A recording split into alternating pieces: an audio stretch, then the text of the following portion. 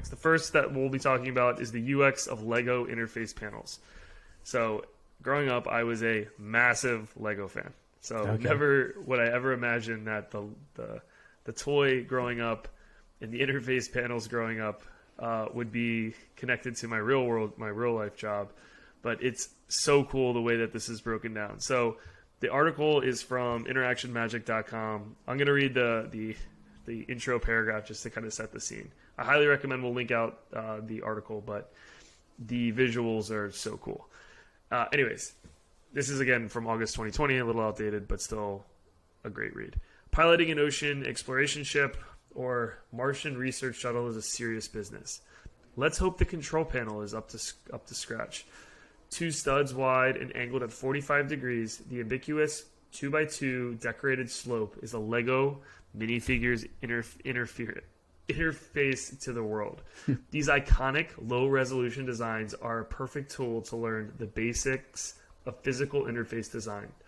Armed with 52 different bricks, let's see what they can teach us about design, layout, and organization of complex interfaces.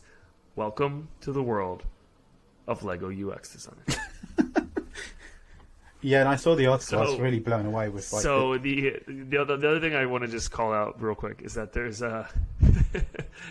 they do like a what's it called when you like put stuff on a grid? It's like there's 4 quadrants.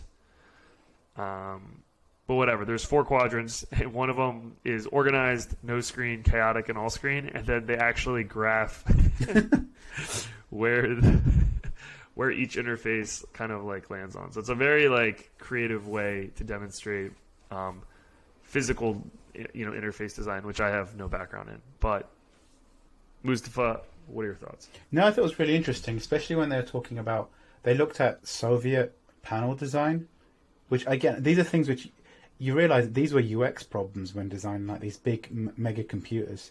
And they talked about the safety of, I think it was like cars or was it airplanes that keep crashing. And so they realized that, I think it was planes kept crashing in one of the First World War, Second World War. And they realized part of the problem was where the buttons were really far away from each other because you've got a split second to make a choice on what you're actually doing.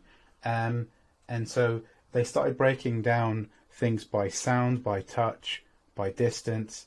And it was quite interesting. I think one of the examples they gave in a car where the off button was next to a common function, so people kept switching off the car. And it's like, because, so they say, this is needles and these are poison tip needles. That's the common meme.